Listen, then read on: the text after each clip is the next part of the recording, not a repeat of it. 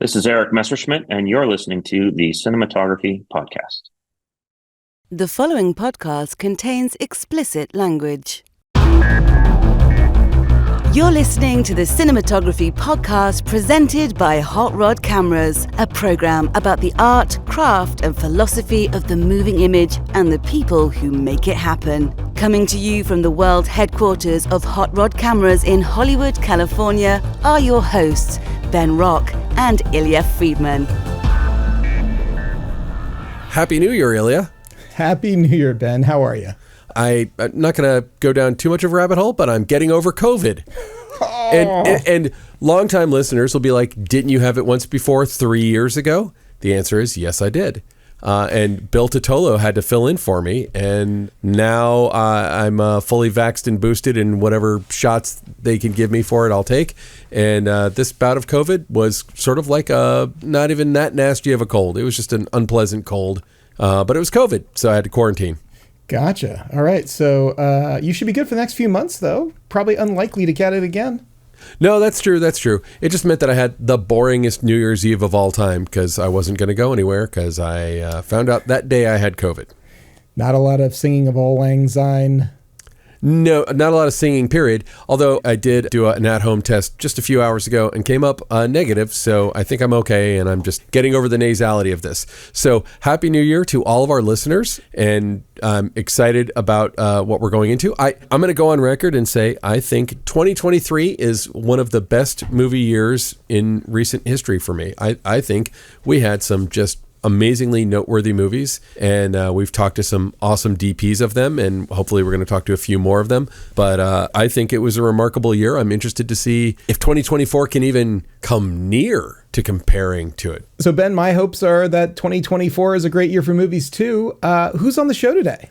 We have the one and only amazing Erik Messerschmidt on the show today. Excellent. And I have to say that I'm a little sorry that we didn't get to talk about The Killer. It was, when you're doing these press things, you're kind of on a one-track thing. So we were talking about Ferrari. Happy to talk about Ferrari. Amazing looking film. Great work. Michael Mann directed. Really interesting to hear the whole story of how that was put together. And maybe we can get him to come back and talk about The Killer another time, because The Killer certainly merits its own full conversation. But Erik is awesome. And I'll never forget when we had him on here for Mank. And I said, I will be shocked if you aren't nominated for Best Cinematographer. And maybe this is me reading into it, but I feel like he kind of looked at me like, you're crazy. And then not only was he nominated, but he won. And on our Oscar special with Janelle Riley, I remember having this conversation, and I was the one digging in on Mank. I thought Mank was going to win, and you and Janelle had some other fly-by-night, whatever ideas, and I turned out to be right. So, I'm a stopped clock. I'm right twice a day, but I was right on that one. But Ilya, before we get to this interview with Erik Messerschmidt, what's our close focus? Because this is it's a little bit of a doozy, I think. Potentially, a little bit of a third rail. It's a third rail. And now, close focus. It's a third rail. We were forewarned by our producer Alana Cody, who was like, "I don't think you should talk about this. I think this is not something that should be on the podcast." Let's dig in.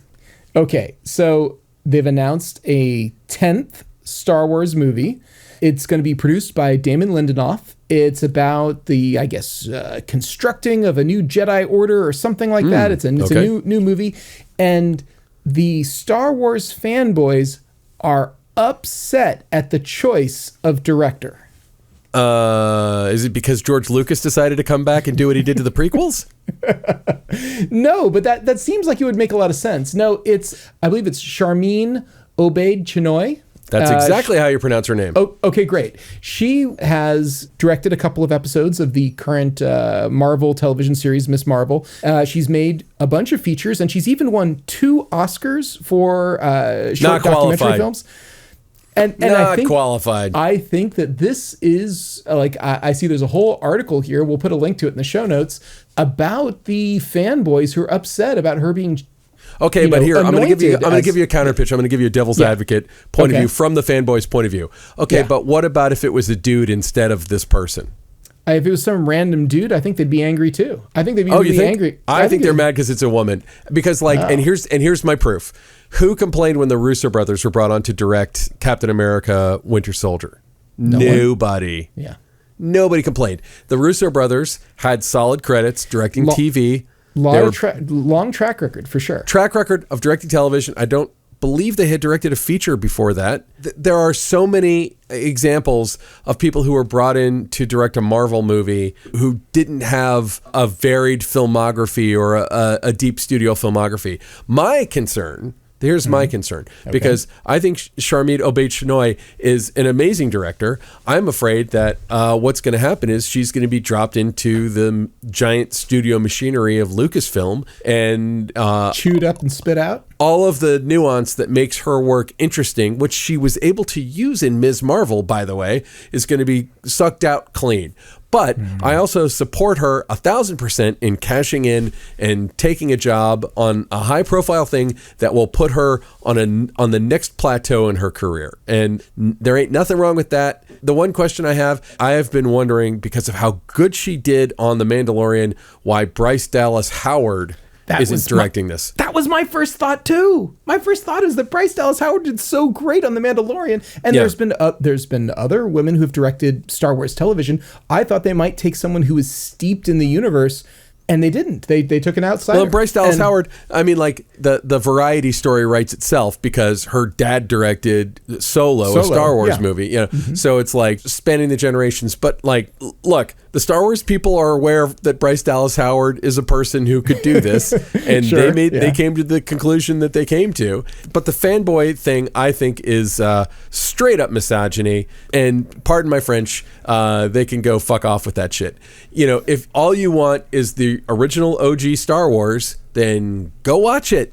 It's still there. It never went anywhere. You can watch it all. They're trying something. And honestly, if I have a complaint about a lot of these franchises, it's that they become too rote. So bringing in someone who's not American and somebody with a documentary aesthetic to make a Star Wars movie, I support that, because to me, the last excellent Star Wars movie was Gareth Edwards' Rogue One. And, Rogue One feels like it comes from a slightly different, more auteurish director. And when you bring Do you have an issue with the auteur director, though? It seems like that might be exactly what the fanboys want. You had J.J. Abrams, you had, Ron Howard, you had all these different people come in here, and they're all, they're name directors. I don't know. They're name directors, but I love Ron Howard, and we've had him on the show. But Ron Howard was there because that movie had gone through a directorial change, shall we say, and I think Ron Howard was brought in as a journeyman. J.J. Abrams is a journeyman director, and I feel like sometimes he'll make an auteur thing like Super 8, and sometimes he'll make a journeyman director thing like Mission Impossible 3. And, Rian Johnson made arguably the most controversial Star Wars movie, and you don't get any more auteurish than Rian Johnson. I feel like if you use Marvel as an example, Marvel starts auteurish with people like Jon Favreau and Kenneth Branagh, and around the time they bring in the Russo brothers, I think that they're saying, like, let's bring in journeymen who can execute the vision of this franchise and put less of a personal stamp on it. You bring Sharmeen Obaid-Chinoy in to put a personal stamp on it. But frankly, you bring in Gareth Edwards to put a personal stamp on it. And if we're comparing Marvel, James Gunn's got a complete aesthetic in his point of view and everything else, so much so that DC is now going to be running the DC empire. So I agree. I completely agree. But also, I feel like if you look at Guardians of the Galaxy was not a franchise anyone gave one crap about when James Gunn did it. And its overwhelming popularity got it sucked into the MCU, and it became a big part of the MCU. I don't quote me on this. I don't know, but I don't believe Guardians of the Galaxy played into Kevin Feige's master plan after they realized they were really, sitting on something after the first Iron Man movie was a huge success. And so, yes, I agree. James Gunn is totally an auteur director, but also he kind of flourished with DC doing The Suicide Squad and then doing the Peacemaker TV series. And now they're going to roll the dice in this era of intense superhero fatigue of having James Gunn hopefully bring a different energy to the DC comic movie universe. Star Wars, I feel like, has been as big in certain ways, but has been a rockier road because they couldn't. I go back to the prequels that George Lucas made. They're very divisive. I think that the story is solid and the storytelling is super meh, even for its own time. It's not using technology well. It doesn't feel as grounded and interesting as the originals. And then the recent three, feel more like Star Wars, but the story they're telling is a bit of a rehash at best. And I feel like Rian Johnson tried to really shake it up, and no one liked that. But we can all agree that Andor was awesome. So really, Andor is awesome, and I love the Mandalorian, and I mean, like, there have been good stuff, but I guess that's also that goes into it as well, though, is that in a world where we have the Mandalorian and the Book of Boba Fett and all of these franchises, what's one more freaking Star Wars movie? Like, chill out, fanboys. There will be something else. You're allowed. Not everything has to be made just for you. Bespoke exactly the way you want it. And I, for one, am happy that Charmin Obaid-Chinoy is going to have a chance to make a big movie, a big movie that will have a chance to be seen by a lot of people. Yeah, and no pressure, but if it does well, perhaps it could spawn all kinds of new stuff. So that's exciting. Yeah, and and sometimes like when A Wrinkle in Time did poorly, and there was discussion of could a woman of color helm a tentpole movie, I'm like, fuck off with that. I mean, it's not a fair thing to say. Not at all. Yeah. Like if Christopher Nolan made a movie that didn't do well, no one's going to be like, oh, can a white guy helm a movie, a tentpole movie? Like, nobody cares. I don't think so. I don't feel like the weight of the world should be on her shoulders. I feel like hopefully Kathleen Kennedy and the people at Lucasfilm give her enough rope to make it enough hers, and that she reciprocates and does what she can do to make it feel enough like Star Wars that it brings us a new flavor and a new texture to this franchise. And I'm looking forward to whatever it is, and I am rooting for it because I want to like Star Wars. But since the prequels, my religious love of Star Wars is broken forever, and so I can look at them as individual movies, like I think is a healthier way to do it anyway. These aren't your identity; they're movies. It's not who you are. It's a movie that you go see. It's at the end of the day, it's only a movie. I mean, and I'm saying this as someone who's spent with you quite a bit of time talking about how these things are made. That's true. All right. Well, I think we should get to the interview with Erik Messerschmidt. Here we go. The Cinematography Podcast Interview. Yeah, congratulations on Ferrari. I watched it last night, and maybe this is a hacky question. I like to get the hacky questions out of the way first. Your first big movie was with David Fincher, and a director who's known for being exacting and being perfectionistic. And now Ferrari for Michael Mann, a director known for being exacting and perfectionistic and legendary in that way. What are the similarities and what are the differences in the way these two guys work and how you work with them? Well, I mean, both Michael and David came up from a time when films were made, where they were being made on film. It was very difficult. I think harder to make a movie then. Back in the '90s, back in the early 2000s, it was harder to make a movie then than it is now. In general, it's like technically harder to get the money, harder to get the audience. They're used to the pressures of that. And as a result, they take it enormously seriously, and they're very experienced. Both of them, they're very experienced, and they've also, in their own way, developed their own unique grammar, their own kind of unique technique. And that's really attractive to me. It's attractive to work with directors that have their own kind of practice in place, and as a cinematographer, you figure out how you slot into that and how you can contribute to it. But it's nice to work with directors that have a kind of working cinema grammar in the works already that's well established. They're very different filmmakers. The types of movies they make are different. The techniques they use are different. David is, precise is an understatement. He's very kind of methodical about how he uses the camera and how he structures his films. Michael is more spontaneous, more kind of visceral, but also detail oriented. Incredibly detail oriented. But his use of the camera is more gestured, I think, and he's more interested in eliciting a spontaneous response from an actor, for example, depending on the situation. That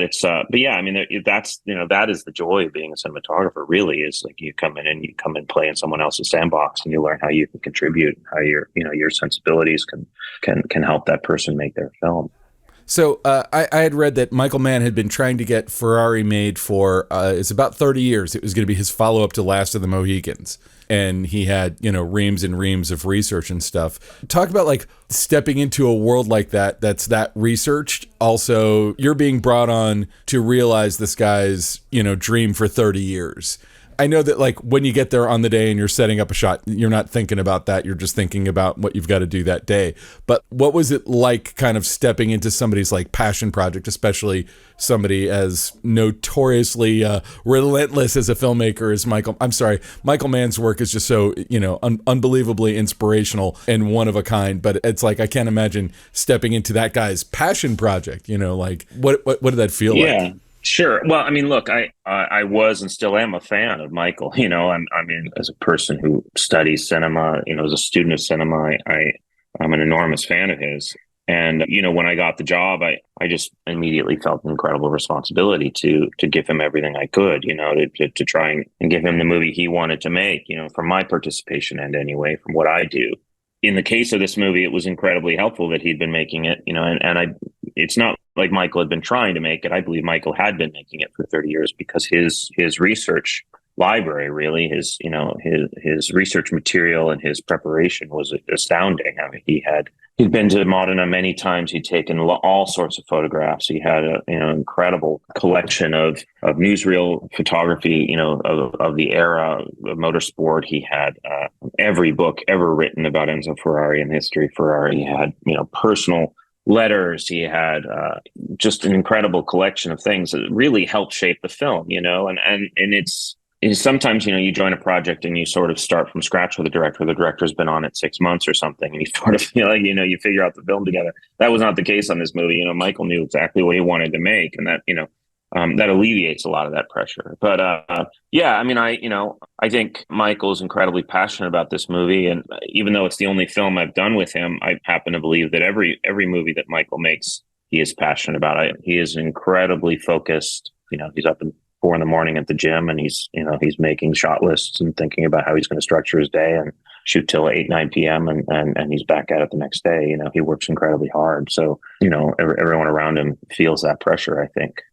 Yeah, and I feel like one of the things that kind of oozes through the movie is kind of the completeness of the world, which I'm assuming comes from the research. But when you're given the research, how do you filter that research? Are you looking at it, like if he gives you a letter, are you looking at it and thinking about how it will affect the look? Or is it more thematic, ethereal? Are you just absorbing all this stuff and figuring out how to create that world, how to show that world? Well, the kind of pre-visualization aspect of look creation or the way a movie is meant to be perceived visually, to me, that's important, that kind of like, okay, what do we want it to look like? That kind of concept. Well, yeah, I mean, I always feel like that's what the cinematographer is like given a lot of like, hey, look at these Renaissance paintings, but then you have to be like, okay, I'm going to get this light, I'm going to put it over here, I'm going to put this lens on here, and this is how we're going to do it. Yeah, but the reality is we're involved in that, and and cinematographers historically get a lot of credit for the way movies look. I'm not sure that's entirely accurate, actually. I mean, I think the production designers and costume designers really historically deserve more credit. And we tend to take a lot of it as DPs. I'm going through that process, having constant discussions with those people, and Michael, of course, in the case of this movie, like, what is the film? But I also want to have conversations about what is the pace of the film? What is the structure of the movie? What is the story? What's significant? Because all that stuff that you absorb over that prep process makes the kind of aesthetic decisions that we have to make in the spur of the moment that much more reflexive. If I really wholly understand the movie that he's trying to make, from a holistic standpoint, then I don't have to over intellectualize where I'm putting that light, in my mind. It's very easy, and if we're in agreement about, okay, this is the image that represents this scene or whatever, like, in the case of painting, which was a significant contributor to the way this movie was meant to look, we could look at, 24 paintings and distill their similarities down into a few kind of gestured, cinematography techniques as opposed to painting techniques, it's like, okay, this should be soft top light or whatever. Those decisions are really easy if you spent the time. We talked about painting, but also, the locations are such a huge contributor to the way the movie looks. And Michael knew and was quite clear, I have to shoot this movie in Italy. we could not make this movie if we went to Atlanta and faked it for Northern Italy, like a lot of people would do these days, or go shoot in Toronto or something, and like paint a bunch of facades, or Bulgaria or whatever, is like we shot it in Italy where it belongs. And most of the locations that we shot in are the real locations, are historically accurate. The front of Enzo's house is Enzo's house. The barbershop is Enzo's barbershop. The mausoleum is the real Ferrari mausoleum where he and his family are buried. Oh my God, that's crazy. And those things, they not only contribute enormously, I think, to the story and the performance of the actors. If you put Adam Driver in the real mausoleum, it's an entirely different experience than some I assume the whole crew, like stage. You walk into a real mausoleum and you're like, Enzo Ferrari's right there. That's got to be that has to like fill the crew with some kind of reverence, you feel the weight of it. Yeah. And also, it changes, I think, the tone, because you're not just making the movie for the filmmaker and the audience, but then, you're making the movie for the Ferrari family. We have to be very conscious and respectful to the, to the brand, to the legacy of the family, et cetera, and you really feel that. And so, but all that stuff contributes ultimately to the way the movie looks. I mean, to me, it's like, I have kind of day-to-day responsibilities on the set, lighting choices, lens choices, et cetera, or however you want to compartmentalize that stuff. But to me, it's a much bigger conversation than that. Just like, just where I put the lights or whatever. It's like, that's the simple stuff, Yeah. Well, yeah, and probably more than anyone we've ever spoken to, you talk a lot about editing and how the stuff edits together. And I assume, like this stuff edits together, especially when you get into the racing stuff. The way you're covering the races is very, is the camera literally scraping the ground? Like the camera was so low to the ground in some of those shots, and it really gives you, this insane, strong perspective. The only racing movie that I feel like I've ever seen that even attempted stuff like that was Ron Howard's movie Rush, where Anthony Dodd Mantle just put, teeny tiny cameras in every little space. How did you approach, because there's kind of two worlds in this movie, right? There's the dramatic story of Ferrari, his family, the impending bankruptcy, et cetera, and then there's the racing stuff. And they do feel like one of a piece, but the racing stuff is so kinetic. How did you approach filming that stuff? I think that the movie is very much about contrasts. It's about these sort of polar forces in opposition in his life. His personal life, the factory's battle between racing and finance, and kind of capitalism, and splitting his time between his personal life and his passion for racing. And they're all these kind of opposite forces. And we wanted the movie to have the visuals of that film to really distinctly differentiate those two places. The kind of dramatic stuff, the actor driven scenes were meant to be much more kind of classically composed and structured and formal. We're moving the camera, but not very much. And then the Michael wanted the racing scenes to be incredibly kinetic and visceral. So we didn't appropriate any of the kind of classic car storytelling techniques, which are all sort of driven around explaining to the audience who's in front and who's in third and who's overtaking, who's in the corner. It's sort of plot driven storytelling. I mean, there's some of that is essential in the movie, but really it's about the energy and the emotion of what these guys are going through, I think. And, so we handheld the camera in the passenger seat of the car. Sometimes the car's going 150 miles an hour. Patrick Dempsey's driving the car himself, and Roberto D'Angelis, our A camera operator, sitting there with him. I was about to ask, were you the one operating? I was not. No, I was comfortably looking at a monitor, and that was really important to Michael, and he understood that, that was the language he wanted to use. How do you do that safely, though? Like that sounds really... Well, everyone's strapped in. We have an incredibly competent stunt team with us, and the roads are locked off, and we never put anyone in danger. In the case of Patrick, he's a race car driver. He's an actor, but he's also a very experienced race car driver. Which is why we were comfortable putting Roberto in those situations. When the other actors are driving that maybe didn't have quite that level of experience, we had the car on what you call a biscuit rig, which is it's essentially a drivable platform. You can put the picture car and you can drive at those speeds safely, but there's a precision driver controlling the car, and then the camera crew is strapped in. So there are a variety of tools that we use depending on the whatever level of concern we had or whatever. But yeah, it's high velocity filmmaking, no doubt, for sure, but in a very controlled way. And I'd read that you'd use the Sony Venice 2, which enables you to like decouple the sensor or something so that you can put the lens wherever you want. Exactly. Yeah. Well, that particular camera system has a version where you can pull the lens block off the camera body, and then there's an umbilical cable that connects to the camera body where all the image processing happens. So you essentially have the sensor and the lens, and you can handhold it, and it's like the size of like a lady's wallet, maybe, with a lens on it. And you can kind of move it around. It meant we could put the lens right in the actor's face, and get this very kind of visceral camera position, which would have been very difficult with any other camera system. Really, the primary goal was, Michael wanted to put the audience right in the car. Like, how do you even create the coverage for these races? Because it feels like the camera is like everywhere, and there's so much stuff, and it all looks amazing. But like, how do you create kind of a comprehensive plan for getting it? Because so much of this movie is that race. Well, yeah, I mean, that's Michael. It's Michael. We would sit down in the morning, and generally we're not racing the entire race in continuity and then covering it like the Formula One. There are sort of specific moments, and they're scripted moments. Some of them are unscripted, but most of them were scripted, and they're specific things like overtakes, or when they're in the mountains and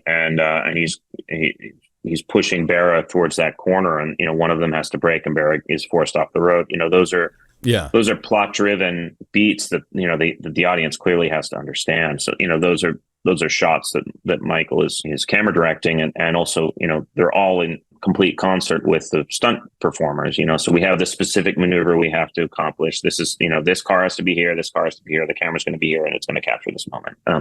There's elements of that obviously in the film that we focused on.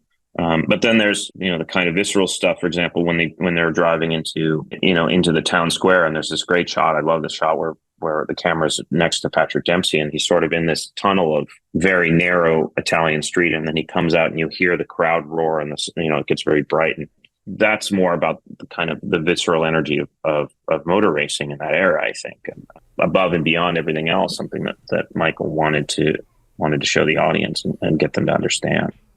Well, let's talk about the way that you approach, the dramatic scenes. I noticed, and I always want to know when I notice something like this, that there's like a lot of subtle zoom lens work in there.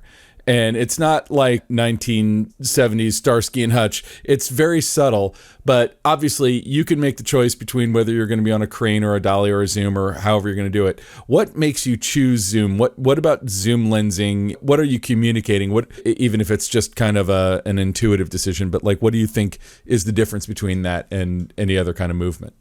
Well, between moving the camera or zooming the camera, you mean? Yeah, let's say you were going from a medium to a tight on somebody, and you could put it on a dolly or you could put it on a zoom. What would be the thing that would make you choose the zoom over the dolly?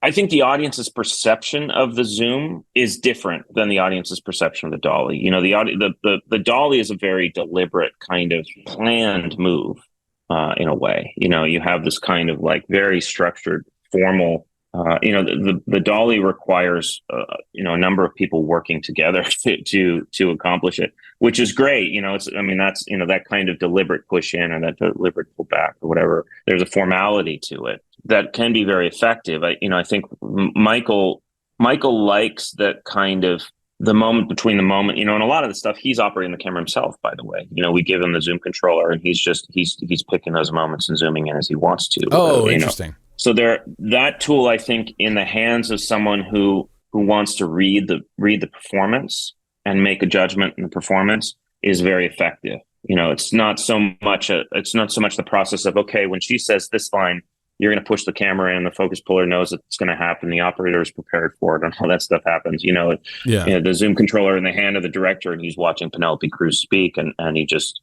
squeezes the lens in a little bit. It's a different emotional response. I like that kind of contrast, sort of modern techniques against a film that takes place, that a period film is, is telling a historical story. Well, that's something I also that kind of jumped out at me when I was watching it, is all the different ways that you could approach period and some people will put a fog filter, or that's maybe cliche, but you know what I mean. Like they'll try and make it evoke memory, and then there's on the flip side of it, there's one of my all-time favorite period pieces, L.A. Confidential, where it feels like a very modern film that just is taking place back then, and that's sort of what this I feel like was in the latter camp, where it felt like a modern film inside those trappings, the trappings of 1957. Was there discussion between you and Michael Mann about like how to balance the laying on of period versus making it feel like a modern movie, but it was taking place in that time period? Well, I never wanted to make like a formal English costume drama, like we're not making that kind of film. And I don't, that's not something that interested him, at least related to this movie. I don't think. The thing about it is you put Ferraris on the road, you put people in Italian locations, you shoot it in the real locations. A lot of the period stuff is done for you. And I think something that happens in cinema quite often is people reach for the period. We go to some backlot Universal Studios and we wet down the cobblestones and we put people in top hats and we put smoke in the background and we put the camera on the dolly and we very formally, and it looks period. But it's because the obsession in the whole conversation is about making it period enough or whatever. We were in the real place. We were in the real place. We had the real cars on the street, people in the costume. And then, I think Michael's then takes his technique, because this is very much Michael's way of making movies, and he tells a story dramatically the way he thinks he needs to. And the period stuff, the audience just buys. I don't know that the period, in terms of drama, in terms of what dramatically is happening on the screen, that the period contributes that much to it other than context, Mm-hmm. And I don't think that, aside from making sure that things are historically accurate and relevant out of respect, was ever much of the conversation.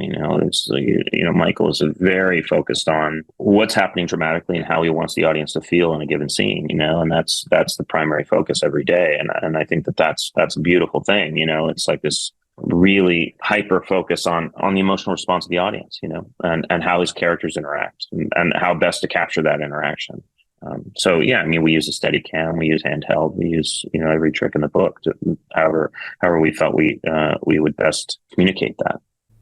And you were saying that he was like obsessively working on, and maybe obsessively, that's my word, not your word, but working on shot lists and stuff like that. What was the preparation, and to what degree did you involve yourself in pre-visualization, storyboards, shot lists, overheads? Like what was the process for you guys? Well, it varied. I mean, it depends. Like any filmmaker, it kind of depends on the scenes. The very structured stuff we discussed at length about how he was going to block it and where everyone was going to be and how that was going to structure out. That was a very kind of classical way of working.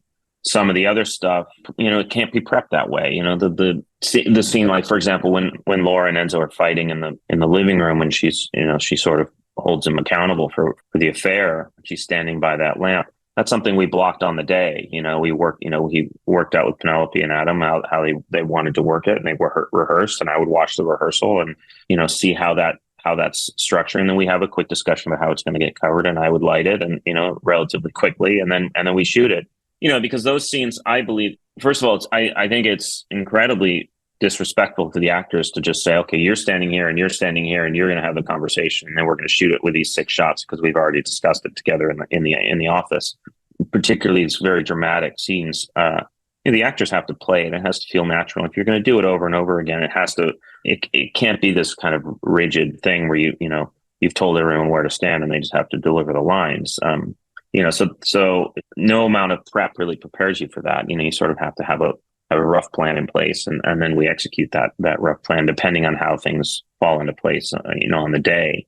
The racing scenes were different. The racing scenes, there's safety considerations and there are logistical kind of location considerations of which roads do we have to block off and where can people watch from and where can all the trucks be parked because we're going to drive through all the, and a lot of that stuff is learning from Michael about how he wants to cover it, going back, communicating with the assistant director and the producer and the locations department, say, okay, we're going to put these cameras here.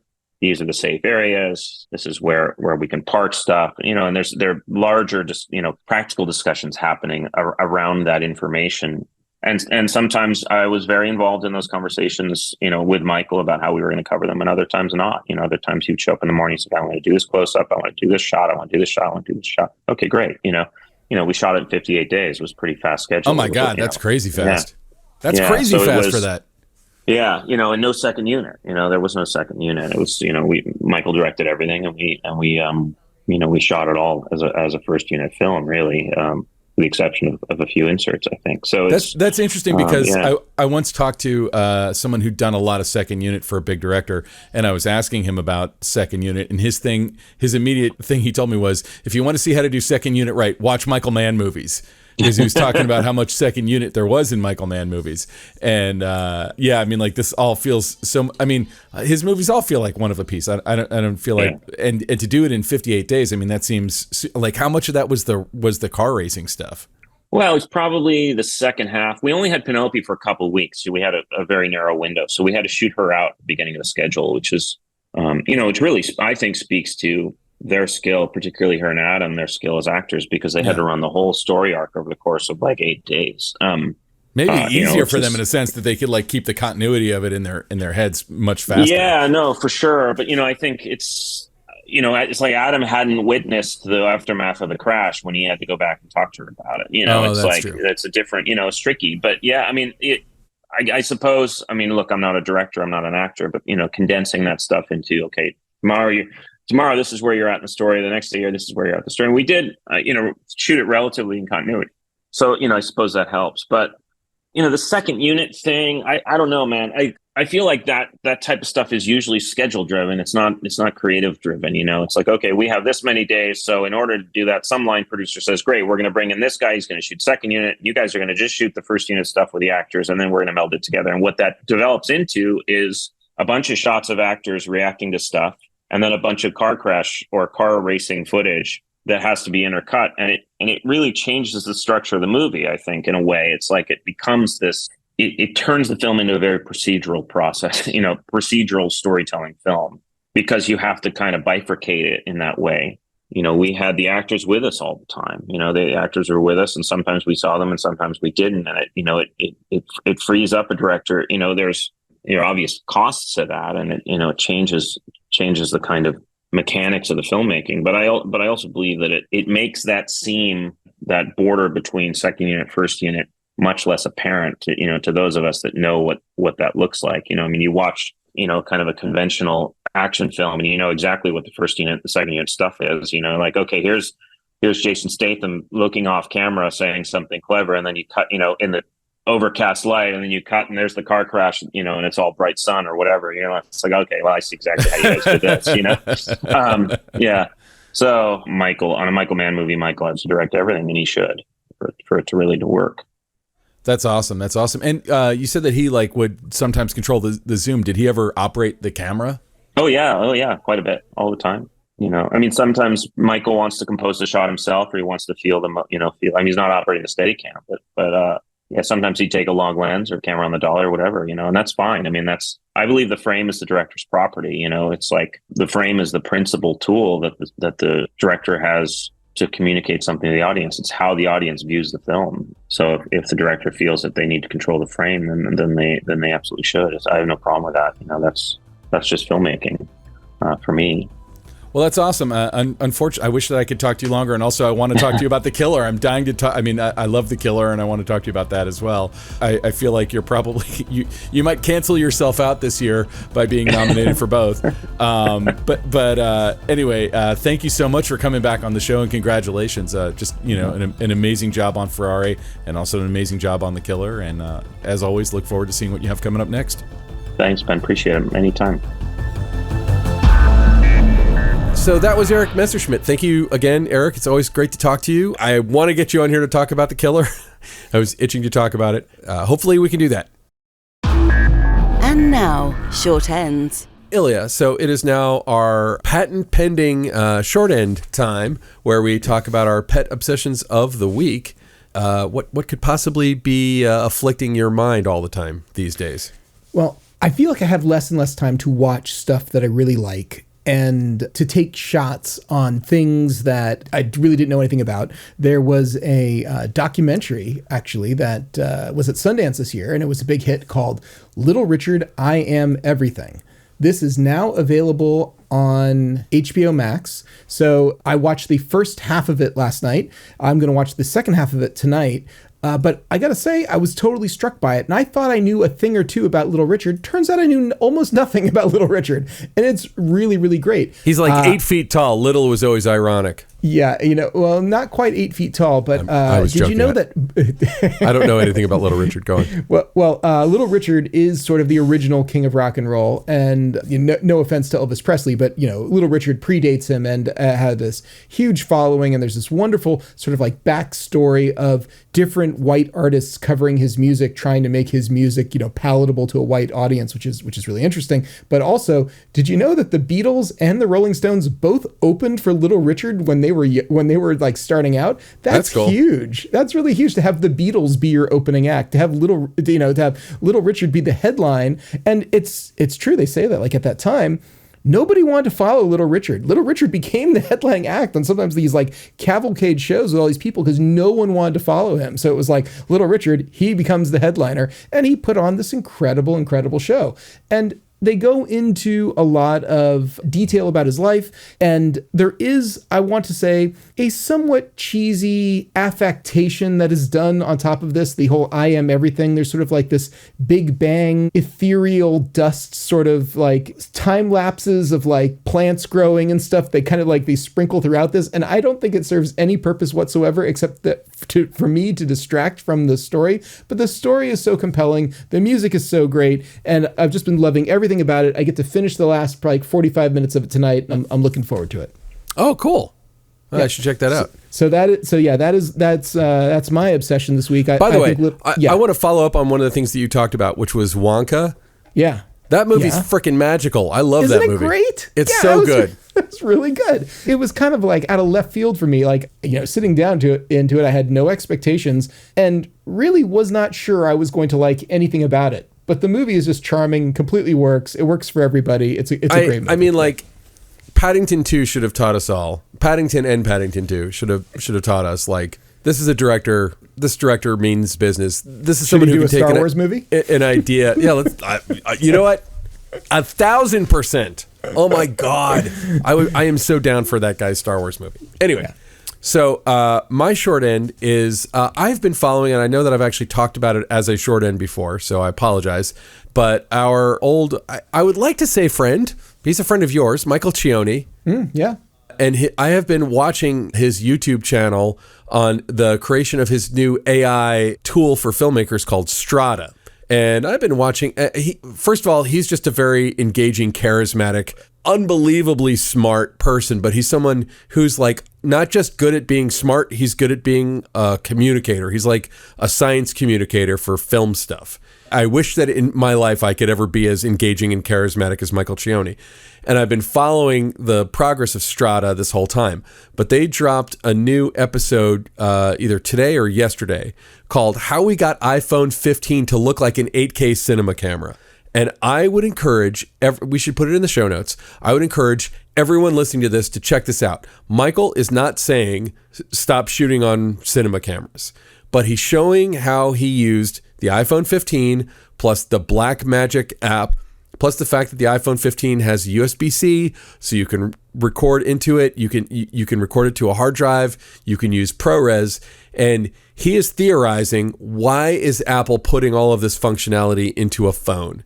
And then they even use a thing called a depth scanner, which is an After Effects plugin that you can get to simulate the depth of field. So they used a red Monstro sensor, and they shot like a short film, and they show you shot by shot comparisons. They show you how they calculated depth of field, how they did focus racks, color grading. Our old pal Ian Vordovec, who we know from the test that we did of the HVX 200 that we did in 2005. Ian color corrected that, and he's still at Light Iron, I guess. Yeah, and sure is. He created a custom LUT for the iPhone on the Blackmagic thing, so it would shoot on the Apple RAW, but you could the way they had it set up, the monitor had a LUT baked into it, so you could see it with a LUT. And the results are pretty awesome. And I got to say, like, I'm looking at it and I'm like kind of shocked at the quality that you're getting out of the iPhone 15. I have an iPhone 14. I don't have an iPhone 15. So I'm not quite there yet. All right. So I've been following Strata as well up until about probably 3-4 weeks ago, right before the holidays. I just got sucked in with all sorts of holiday stuff. I'm planning on binging and catching back up. Yeah. My question is, for what purpose were they taking this iPhone to try to make it look like a monstro? Like, what was it just because they could? Was there a theme? He talks extensively about that. Yeah. And, Okay. Michael makes a big deal about how kind of democratization and accessibility. And I can attest to this. From the first time you introduced me to Michael, when he was working for a company called Plaster City, part of their deal was you'd go shoot on a highfalutin camera and bring it to them. They would digitize it, put it on your hard drive. You'd go off to your office and edit in Final Cut Pro, which was kind of a rogue thing to do at the time, and then bring the final product back to them, and they would color grade it and master it and blah, blah, blah, output it to tape for you. That was, in 2003, that was a really impressive thing to do and a service that nobody was offering. Today, it's not that big of a deal because you're shooting on a card and you have a card reader and you're off to the races. But back then, you were shooting on tape, and tape meant you needed a deck, and a deck was crazy expensive and a headache, and a lot of people didn't have the deck. And so when you even look at like his involvement with things like Frame.io, Michael is someone who's been very involved in figuring out how to democratize certain tools and make filmmaking accessible for people at all levels. And Strata, like what Strata is going to be, I think it's going to be kind of an ongoing story we're going to talk about a lot, because they're kind of figuring out what are the AI tools that will simplify the post workflow for filmmakers and editors and give you things that you can't get from the software that currently exists, or give you things that the software does but give them to you in a more accessible, more easy way.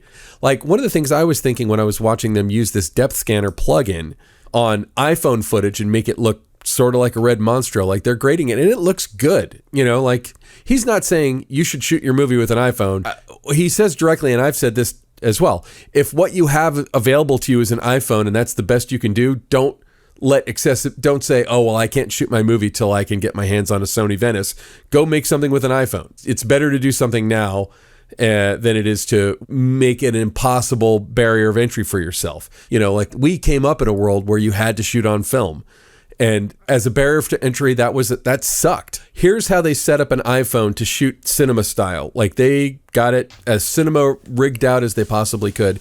And part of it is that Michael's saying, like, what's the upgrade path that Apple is seeing? Like Apple basically destroyed point and shoot cameras that you could buy at Best Buy or whatever, Circuit City probably back in that day, like little video cameras and stuff. Yeah, point and shoots. Yeah.